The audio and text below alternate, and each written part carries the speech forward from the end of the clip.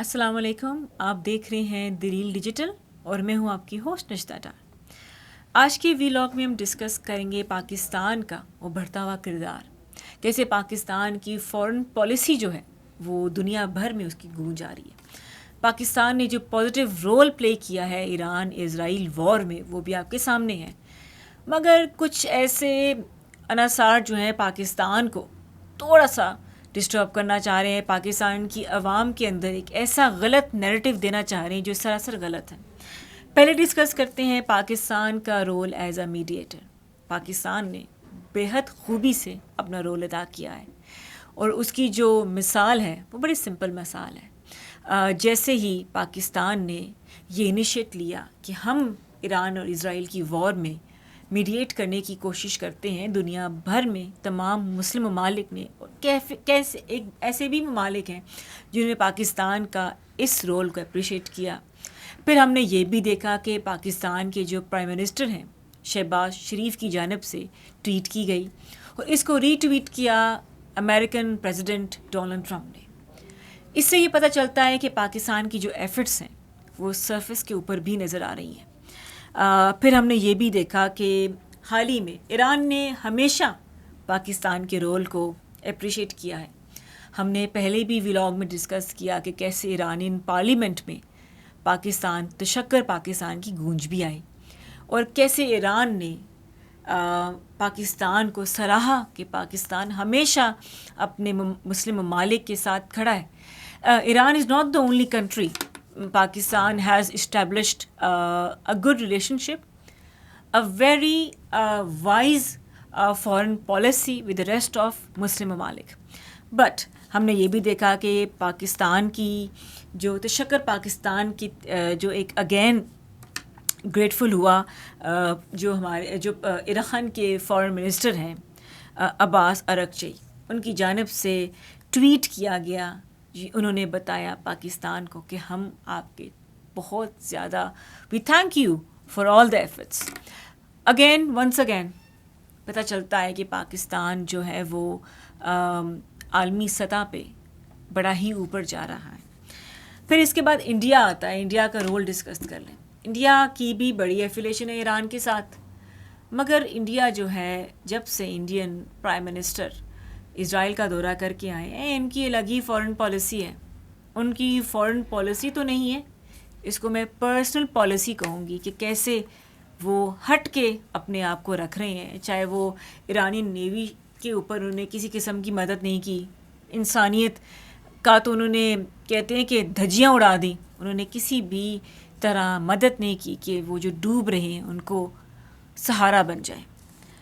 پھر بات آتی ہے ہمارے ایسے دو ممالک. پہلا ملک ہے سعودی عربیہ، جہاں پر ہماری سعودی عرب کے ساتھ ریلیجیس ایفیلیشن ہے. وہاں پر ہماری سعودی عرب کے ساتھ ایک ہسٹری بھی رہی ہے. ہم نے ہمیشہ سعودی عرب میں اپنی جو ڈپلومیسی ہے، اپنی فارن پالیسی ہے، بڑی ہی صحیح رکھی. سعودیہ کے ساتھ ہم ٹریڈ بھی کرتے ہیں، سعودیہ کے ساتھ ہمارا ہسٹورک ریلیجن ایفیلیشن بھی ہے اور سعودی عرب کے ساتھ ہم ہمیشہ ہی فرینڈلی رہے ہیں. وہاں پہ ہماری بات ہوتی ہے کہ 2025 میں جو پاکستان نے سعودی عرب کے ساتھ ڈیفنس ایگریمنٹ کیا وہ اس چیز کا ثبوت ہے کہ پاکستان ہمیشہ اپنے مسلم کنٹریز کے ساتھ کھڑا رہتا ہے. وہاں پر ایک اور ملک بھی آتا ہے یو اے ای، متحدہ عرب امارات. یو اے ای کے ساتھ ہماری بڑی ایفیلیشن ہے. ہم یہ بھی دیکھتے ہیں کہ یو اے ای میں ہماری جو پاکستانی بہن بھائی ہیں بڑی ہی اچھے لیول کے اوپر وہاں پہ وہ کام کر رہے ہیں. پاکستانی وہاں پہ شہری آپ کو بڑے ہی آپ کبھی یو اے ای جائیں تو آپ کو بڑا ہی اپنائیت لگتا ہے، کیونکہ وہاں پہ پاکستانی شہری بڑے ہی مقدار میں جابس کرتے ہیں. پھر ایک ایسی اسپیکولیشنز آتے ہیں جو یہ کہتے ہیں کہ جی پاکستان نے، اگر ہم یہ آپ کو دیکھیں کہ یہ ٹویٹ بھی ہم آپ کو دکھائیں گے کہ پاکستان کی جو فارن منسٹری کی جانب سے ایک ٹویٹ کی جاتی ہے، کچھ ایسے اسپیکولیشن سامنے آتے ہیں کہ پاکستان جو ہے وہ پھنس چکا ہے، پاکستان نے لون لیا تھا، پاکستان جو ہے وہ یہ کر رہا ہے وہ کر رہا ہے، پاکستان اور سعودی عرب اور یو اے ای کے ساتھ حالات جو ہے خراب ہو چکے ہیں. ایسا بالکل بھی نہیں ہے. پاکستان نے 3.5 بلین کا جو قرضہ تھا وہ پہلے ہی ڈیسائیڈ کر چکے تھے کہ پاکستان جو ہے وہ in the month of April Pakistan وہ قرضے واپس کرے گا. اس چیز کو موڑ توڑ کر پیش کیا جا رہا ہے، جبکہ فارن منسٹری کی جانب سے ٹویٹ بھی اس کے اوپر آ چکی ہے کہ ایسی کوئی اسپیکولیشنس کو آپ مت سنیں. پاکستان نے یو اے کے ساتھ جو ایک لون لیا تھا وہ واپس کریں گے. اس کی ڈیڈ لائن جو ہے پاکستان نے خود اس کو کہا ہے کہ وہ اپریل کے اینڈ میں وہ چیز واپس دے دی جائے گی. مگر پاکستان کو ہلانے کے لیے، پاکستان میں پروپیگنڈا کرنے کے لیے، پاکستان کی امیج کو غلط ثابت کرنے کے لیے کچھ ایسے لوگ بھی ہیں جو فنڈڈ ہیں، جو پاکستان کو صرف ڈیریل کرنا چاہتے ہیں. ہم یہ دیکھیں پاکستان نے جو ایشیا میں اپنا کردار کیا ہے وہ دنیا بھر میں سراہا جا رہا ہے. پھر پاکستان کی جو کلوزنس آ گئی ہے اب کافی ممالک کے ساتھ، اسپیشلی جو OIC کے ممالک ہیں ان کے ساتھ، یہ بھی لوگوں کو برا لگتا ہے، یہ بھی لوگوں کو ہضم نہیں ہو رہا. پھر پاکستان میں تو آپ کچھ کر نہیں سکتے، تو پاکستان کے خلاف پروپیگنڈا کیا جاتا ہے، اور اس میں جو بھارت ہے وہ بڑا ہی پیش ہے.